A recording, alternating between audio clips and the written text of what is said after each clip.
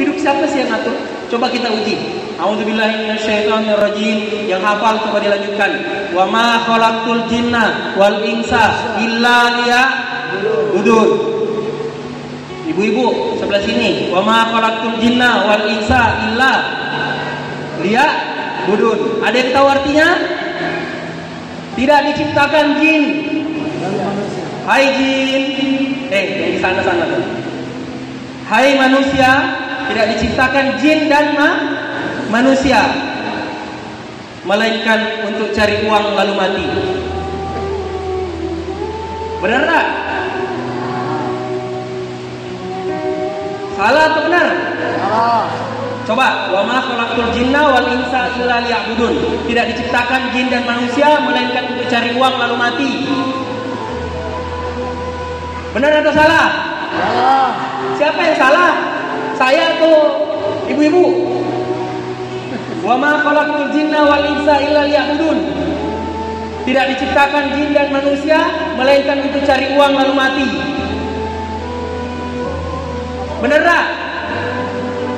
Maksudnya benar terjadi enggak? Bukan ayatnya yang benar, bukan terjemahannya yang benar. Terjadi enggak? Sama siapa terjadi? Sama siapa? Siapa nenek kita yang ngajari kalau kita diciptakan itu sebagai jin dan sebagai manusia untuk cari uang lalu mati? Ada enggak diajarkan kayak gitu? Lalu kenapa kita habiskan hidup kita hanya untuk dua hal ini? Cari uang lalu mati. Padahal wa ma khalaqtul jinna wal insa illa liya'budun. Berarti tidak diciptakan jin dan manusia melainkan untuk apa? Serius? Untuk apa, Bu? Yang di belakang. Tidak diciptakan jin dan manusia melainkan untuk tidak tahu jipen semua. Sampai sini sudah tahu apa yang salah, apa yang harus diperbaiki. Kenapa kita sulit ketemu dengan keinginan Allah?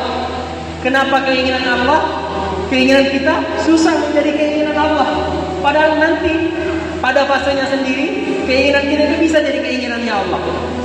Allah ijabah doa-doa kita. Allah wujudkan hajat-hajat kita. Allah lunaskan cicilan-cicilan kita.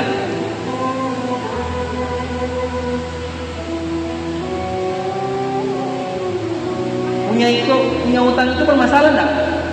Sakit kepala enggak? Tenang enggak hidupnya? Kalau tanggal 20, tanggal 21 sudah tahu sakit kepala. Wa ma khalaqtul jinna wal insa illa liya'budun. Nah, sekarang kita sudah tahu siapa yang salah, apa yang harus diperbaiki. Sudah tahu enggak? Siapa yang salah? Siapa yang salah? Apa yang salah kalau gitu? Kalau enggak mau bilang siapa yang salah. Apa yang salah? Hidup yang tidak menggunakan petunjuk hidup. Kerja tidak sesuai juknis.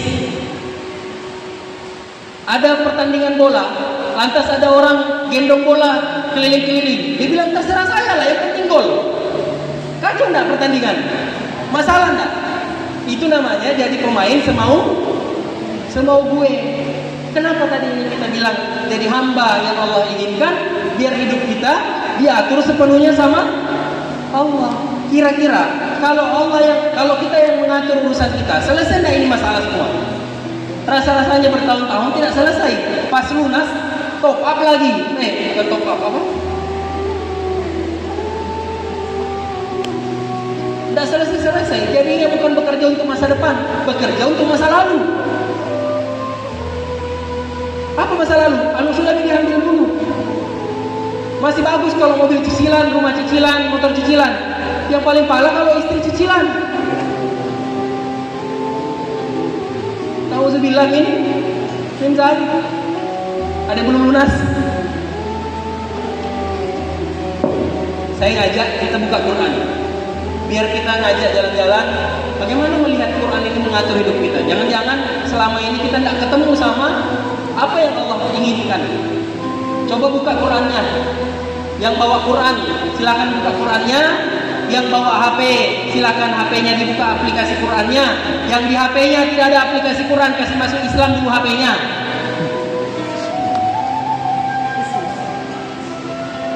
Kalau di HP tidak ada aplikasi Quran, memang kita tidak ingin hidup diatur sama Allah. Mulut bilang ini petunjuk hidup, ini pedoman hidup, tapi cuma di mulut. Buka Quran surah 13 ayat 11. Surah 13 ayat 11.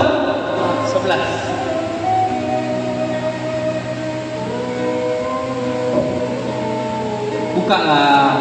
Kapan lagi kita buka? Kalau santri saya sangka baik, dia sudah hafal. Kalau orang tua santri, ya saya sangka baik juga. Bukalah supaya kita lihat, mata kita ini dapat pahala melihat Quran, telinga kita dapat pahala, lisan kita juga dapat pahala. Buka surah 13 ayat 11, surah Al-Ra'd. Santri surah apa? Surah apa? Nah, santri-santri ini saya kasih tugas, nanti lewat Kiai Tajuk sampaikan nama pembinanya. Semua santri harus hafal nomor surah sama nama surah sama artinya surah. Sebelum hafal surah itu ta'aruf dulu sama surahnya. Ya. Kalau Ustaz bilang surah 13, surah apa? Surah Ar-Ra'd. Kalau Ustaz bilang surah 47, surah apa? Surah Muhammad.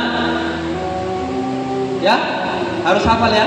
Kalau belum bisa hafal 30 juz, paling tidak hafal 114 surah namanya. Ya. Sudah dibuka? Ada di tengah ayat, saya ingin penggal kasih pendek. A'udzubillahi minasyaitonirrajim. Bismillahirrahmanirrahim. Kita lihat supaya matanya dapat pahala, kita dengar supaya telinganya dapat pahala, kita ikut baca supaya lisan kita juga dapat pahala. A'udzubillahi minasyaitonirrajim. Innallaha la yughayyiru ma biqaumin hatta yughayyiru ma bi anfusihim. Kayaknya banyak yang hafal ayat ini. Banyak yang hafal.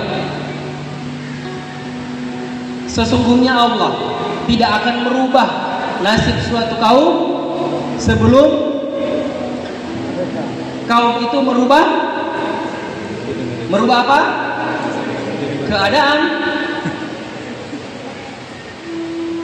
Selama ini siapa yang pernah dengar ada motivator yang bilang begini, Allah tidak akan merubah nasib suatu kaum sebelum kaum itu merubah keadaannya? Sering dengar? Yang mau dirubah keadaan atau diri sendiri? Diri sendiri. Yang mau dirubah keadaan atau diri sendiri? Diri sendiri. Banyak yang bilang yang mau dirubah keadaan. Akhirnya ketika bisnisnya bermasalah, yang diperbaiki karyawannya. Ketika bisnisnya bermasalah, yang diperbaiki usahanya. Ketika pekerjaannya bermasalah, yang diperbaiki pekerjaannya. Akhirnya apa? Ketika rumah tangganya bermasalah, yang diperbaiki suaminya. Ketika rumah tangganya bermasalah, yang diperbaiki istrinya, anak-anaknya. Padahal yang harus diperbaiki, Allah tidak akan merubah nasib suatu kaum sebelum kaum itu memperbaiki dirinya sendiri. Kok bisa Ustaz? Ada yang bilang keadaan, ada yang bilang diri sendiri. Coba lihat, la yughayyiru ma bi anfusihim. Anfusihim itu diri sendiri, bukan pondok yang mau diperbaiki. Kalau anak kita tidak hafal-hafal, bukan Kiai Tajuk yang mau diperbaiki, bukan pembinanya yang mau diperbaiki. Bisa jadi mamanya ini anak yang tidak baca Quran, sampai anaknya susah hafal Quran. Kenapa? Yang paling kontak batin siapa ya? Kiai Tajuk kah? Yang kontak batin sama santri ini pembinanya kah? Siapa? Orang tuanya. Maka kalau mau, jangan mimpi punya anak jadi penghafal Quran kalau mamanya 1 kali 1 tahun buka Quran. Itu cerita salah. Kalaupun bilang cerita mate. Mimpi anak jadi penghafal Quran, lalu kemudian tidak mencoba lebih dekat sama Al-Quran. Boleh kita mungkin tidak ikut menghafal, tapi ayolah paling tidak baca. Kalaupun tidak bisa baca, Saya sering bilang begini, yang punya mimpi anaknya jadi penghafal Quran, minimal baca 1 hari 1 juz. Baca 1 hari 1 juz di luar Ramadan. Baca berapa? 1 hari 1 juz. Kalau tidak bisa 1 hari 1 juz, baca setengah juz. 1 juz itu 10 lembar. Setengah juz itu 5 lembar. Kalau tidak bisa baca setengah juz, baca 1 lembar. 1 lembar itu berapa? 2 halaman. Kalau tidak bisa baca 1 lembar, baca 1 halaman. Kalau tidak bisa kita baca 1 halaman 1 hari, baca setengah halaman, Bu. Pak, baca setengah halaman. Kalau tidak bisa baca setengah halaman 1 hari, baca 1 ayat 1 hari. Gimana itu 1 ayat 1 hari? A'udzubillahi minasyaitonirrajim. Yasin. Shadaqallahul azim. Besok lagi. A'udzubillahi minasyaitonirrajim. Amin. Shadaqallahul azim. Itu 1 ayat 1 hari namanya. Kalau 1 ayat tidak bisa dibaca 1 hari, ambil Quran sambil peluk-peluk, coba menangis. Sambil bilang, ya Allah, apa salahku? Ini kayaknya bukan saya yang tidak mau baca Quran, kayaknya Al-Quran yang tidak mau dibaca sama saya. 1 ayat saja tidak bisa, apalagi 1 halaman. Kalau ada yang bilang, ini Ustaz Nasibuk, iya. Kan tadi bilang gaspol. Kalau tidak bisa, di santri minta tolong. Kalau datang orang tua, kasih tahu, mak ngaji mak. Kadang-kadang mama itu tidak mendengar kalau Kiai Tajuk yang bilang, tapi kalau anaknya yang kasih tahu malu-malu. Jadi kita bantu mama ngaji. Mak, biar saya mudah hafal Quran, mak. Mama juga ngaji. Kalau tidak bisa ngaji, mak, situ tidak bilang Ustaz, perlu saja Quran tak 2 jam lah.